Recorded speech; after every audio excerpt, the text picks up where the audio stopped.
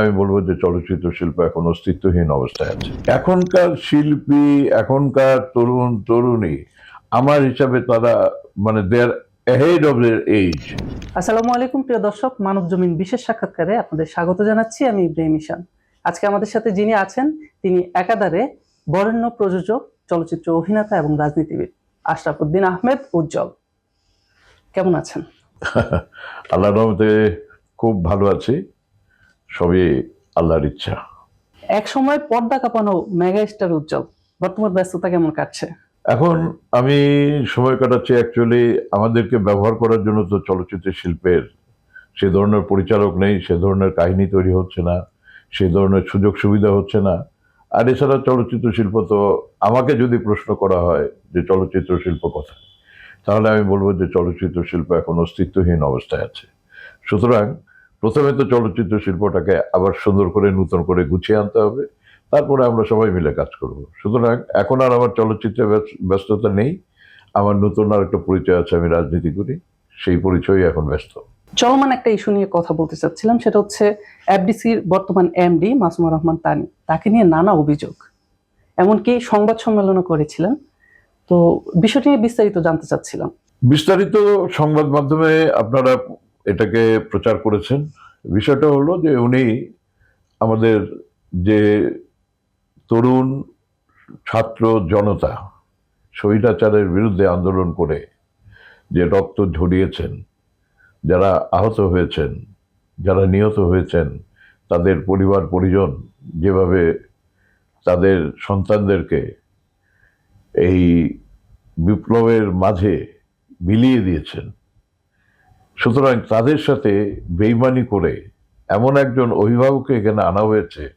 দেশ জুড়ে তোলপাড় ওয়ালটন ফ্রিজ কিনে আপনিও হয়ে যেতে পারেন মিলেনিয়ার, যার অতীতটা একেবারে স্বৈরাচারের দোসরের সকল ভূমিকায় ওতপ্রোতভাবে জড়িত, যেগুলোর ডকুমেন্টেশন আমাদের কাছে আছে এবং জনগণের কাছে আছে। এগুলো বিভিন্ন মিডিয়ায় উনি 2018-তে যে সমস্ত চলচ্চিত্র নির্মাণ করেছেন, সেগুলো ফাইন্যান্সার ছিলেন হচ্ছে আমাদের যুবলীগের কিংবা অন্যান্য যারা আওয়ামী সন্ত্রাসীদের সঙ্গে জড়িত ছিল তাদের অর্থলগ্নিতে।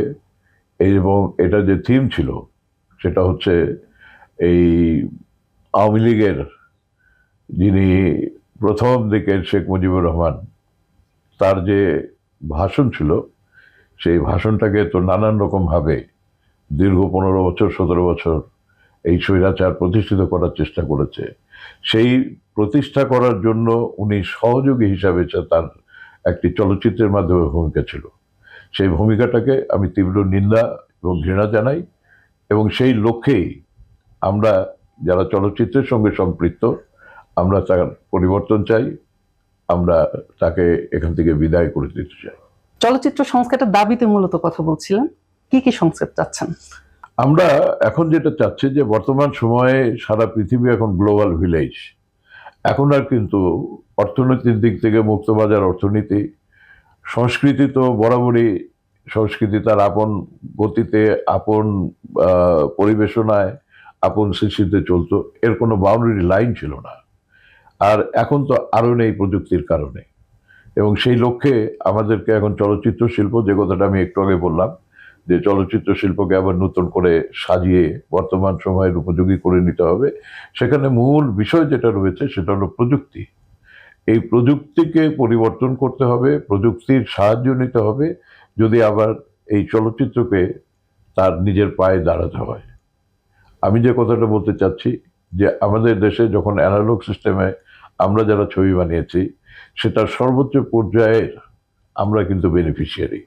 এই চলচ্চিত্র শিল্প যারা নির্মাণ করেছিলেন সেই মুখোশ থেকে 57 সাল থেকে শুরু করে পরবর্তীতে এই ছবিগুলো মুস্তাফিজ, এহতেশাম, খানাতা, জহিরান, কাজী জহির, মমতাজ আলী, এই ধরনের মেধাবী যে সমস্ত পরিচালক ছিলেন তাদের মেধা দিয়ে, এবং তারা নতুন নতুন তারকা তৈরি করেছিলেন, শবনম, রহমান, তারপরে রাজ্জাক, কবরী, এবং তাদেরই রক্ত ঝরানো ঘামে আমাদের এই চলচ্চিত্র শিল্পটা দাঁড়িয়েছিল। এবং স্বাধীনতার পরে সেখানে আমরা যারা এসেছি আমরাও সেখানে অনেক পরিশ্রম করেছি, অনেক সাধনা করেছি, এবং তারই ফলশ্রুতিতে আমাদের সেই সময়টাকে সোনালী যুগ বলা হয়। তো সেই সোনালী যুগটা হারিয়ে গেছে স্বৈরাচারের নানান ধরনের দলীয়করণের জন্য। আর যারা এই স্বৈরাচারের দোষর ছিল, শিল্পী, কলা কৌশলী, যারা বেনিফিশিয়ারি হতে চেয়েছেন কোনো রকম কষ্ট না করে, সাধনা না করে, তো তারা এই ইন্ডাস্ট্রিকে একেবারে ধুলিতে ধূলিসাৎ করে দিয়েছে। তো সেই লক্ষ্যে এটাকে এখন যদি পুনরায় যদি দাঁড় করাতে হয়, চলচ্চিত্র শিল্পের দুটি অংশ আছে। একটি হলো কন্টেন্ট তৈরি করা, আরেকটি হলো বাজারজাত করা। তো কন্টেন্ট তৈরি করা দীর্ঘদিন যাবত এফডিসি করে আসছে, কিন্তু বাজারজাত করার সঙ্গে এফডিসির কোনো সম্পর্ক ছিল না। কিন্তু এখন প্রযুক্তির কারণে যদি এই বাজারজাত করা না হয়, তাহলে পরে এফডিসি যে সুযোগ সুবিধা যাদেরকে দিবেন, কন্টেন্ট মেকারদেরকে দিবেন, সেই ক্ষেত্রে যারা প্রযোজনা করতে আসবেন, যারা ব্যবসা করতে আসবেন, যে সমস্ত মেধাবী লোকজন চলচ্চিত্র তৈরি করতে আসবেন, তারা নতুন নতুন শিল্পীর জন্ম দিবেন। তো সেই ক্ষেত্রে এই সুযোগ সুবিধাগুলোকে দেওয়ার জন্য অনেক আগের মতো সেই বড় বড় আপনার ক্যান নাই, ডিশ নাই, একটা নেগেটিভ শ্যুট করার পরে ল্যাবরেটরিতে প্রসেস করার পরে একজন পরিচালক তার রাশ দেখে বুঝতে পারতেন যে আমার কি হয়েছে না হচ্ছে। এখন আমাদের এটা অনেক সহজ হয়ে গেছে। তো সেই ক্ষেত্রে আমরা যদি সেন্ট্রালি মার্কেটিং করার জন্য এবং কন্টেন্ট তৈরি করার জন্য আমরা যদি এখানে একটা সেন্ট্রাল সার্ভার এফডিসিতে থাকে এবং ই টিকিটিং সিস্টেম হয়, সেটাকে বাজারজাত করার পরে এবং কন্টেন্ট তৈরি করার সময় যারা আসবেন ছবি তৈরি করতে, তাদের সঙ্গে যদি একটা ব্যবসায়িক প্রডিউসার তার সঙ্গে একটা কন্ট্রাক্ট যান যে আপনি থোক একটা কিছু দিলেন, তারপর যখন ছবি রিলিজ হবে তখন সেই সার্ভারের মাধ্যমে এটা মার্কেটিং করবে দেশের বিভিন্ন জায়গায়, ইভেন পৃথিবীতে সর্বত্র। Because of the internet facility, information technology, এখন সব কিছুই তো সম্ভব।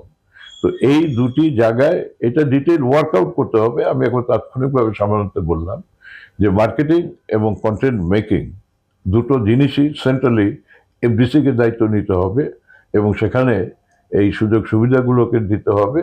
এবং যারা এখানে আসবে এর সঙ্গে আরও কিছু করার আমার পরামর্শ, সেটা হলো যে এই চলচ্চিত্র শিল্পের জন্য কোনো ইনস্টিটিউশন কিংবা কোনো কিছুই নাই শিক্ষা গ্রহণ করার জন্য। তো সেক্ষেত্রে ফিল্ম একাডেমি হতে পারে।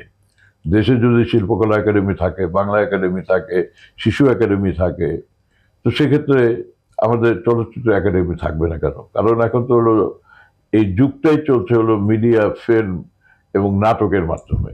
মাঝে আপনি এখনকার তারকাদের নিয়ে কথা বলছিলেন, এখনকার তারকাদের নিয়ে আপনার ধারণা কি এবং নতুনদের নিয়ে আপনার পরামর্শ কি? এখনকার শিল্পী, এখনকার তরুণ তরুণী, আমার হিসাবে তারা মানে দে আর অ্যাহেড অফ দেয়ার এজ।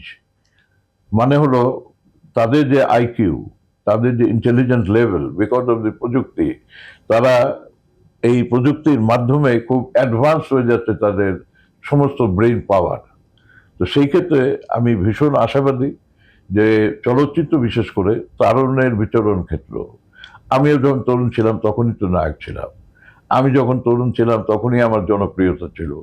আমি যখন তরুণ ছিলাম তখন আমি আমার এই অভিনয়ের মাধ্যমে সারা দেশবাসীর কাছে আমি পরিচিত হয়েছি, পরবর্তীতে আমি প্রতিষ্ঠিত হয়েছি। তো সেই ক্ষেত্রে তারুণের বিতরণ ক্ষেত্র হচ্ছে চলচ্চিত্র সবসময়, এবং সেখানে তারাই প্রাধান্য পায়, তরুণরা। তো আমি মনে করি যে তরুণদের মাঝে এখন যে ধরনের ভাইব্রান্ট এই দেশের তরুণ সমাজ, আমাদেরকে রাজনৈতিকভাবে একটা স্বৈরাচারকে এখান থেকে বিদায় করার জন্য, স্বৈরাচার মুক্ত করার জন্য যা আমরা দেখলাম, এটা পৃথিবীতে আমার মনে হয় যে খুব রেয়ার একটা বিপ্লব ঘটে গেছে রাজনৈতিকভাবে। সুতরাং এই তরুণদেরকে দিয়ে সবকিছু করা সম্ভব। আর চলচ্চিত্র তো ডেফিনেটলি তরুণদের কাছে অত্যন্ত গ্রহণযোগ্য একটি বিষয়। সামনে ঈদ উৎসব, এই ঈদকে ঘিরে আমাদের চলচ্চিত্রে বেশ আমেজের মধ্যে থাকে। তো বর্তমানে যে আমেজটা, আপনাদের সময় সেই আমেজের সাথে কিরকম পার্থক্য, বা সে সময়ের গল্পটা যদি বলতেন। এটা বললে পরে মনে হবে যেন যে একটা রূপকথার গল্পের মতো, যেটা কল্পনায় আমরা ভাবি, কল্পনায় আমরা দেখি।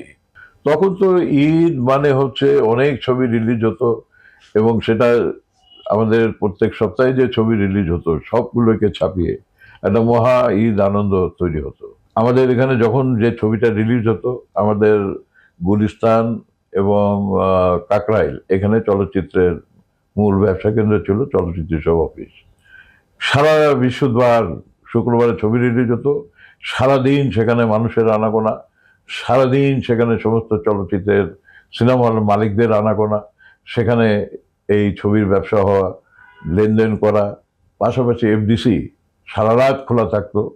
ওই তারা অ্যাকাউন্টসের সেই টাকাটা রিসিভ করতো, প্রিন্ট হতো এবং মনে হতো যেন একটা উৎসব হচ্ছে। মানে প্রতি বৃহস্পতিবারেই আমাদের এই চলচ্চিত্রের যে মার্কেট, সেই মার্কেটে মনে হতো যেন একটা ঈদের উৎসব।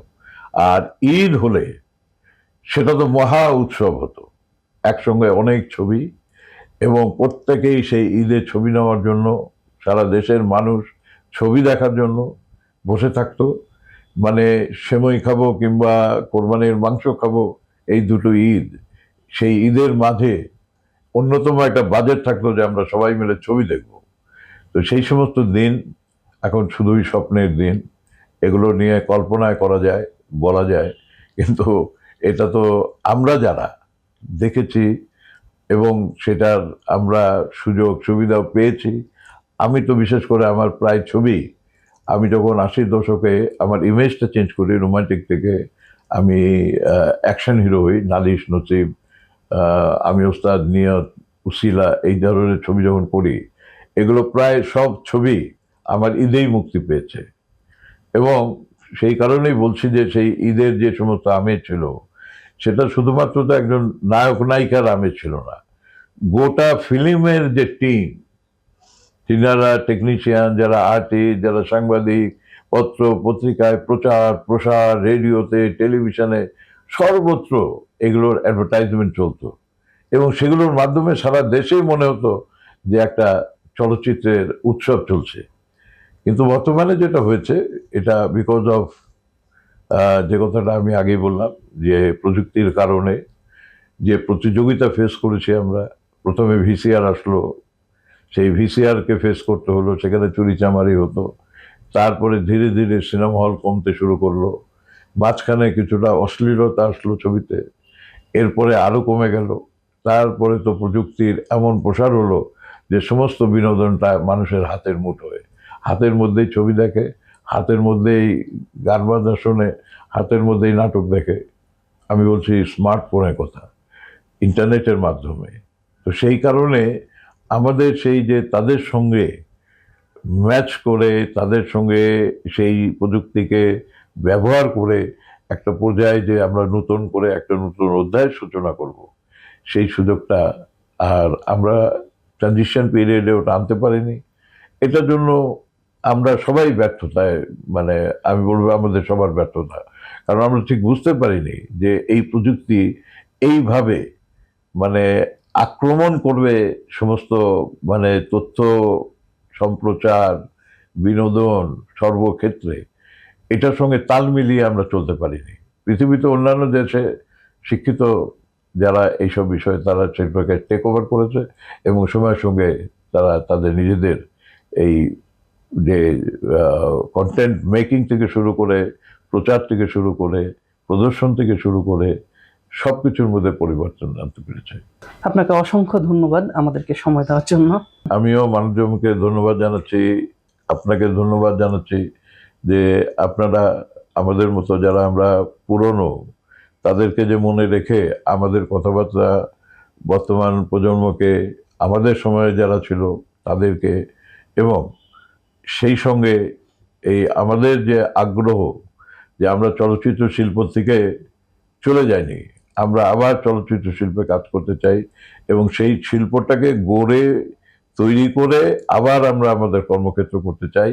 সেই সঙ্গে আমাদের সাথী হিসাবে পেতে চাই যারা নতুন প্রজন্ম, তরুণ প্রজন্ম।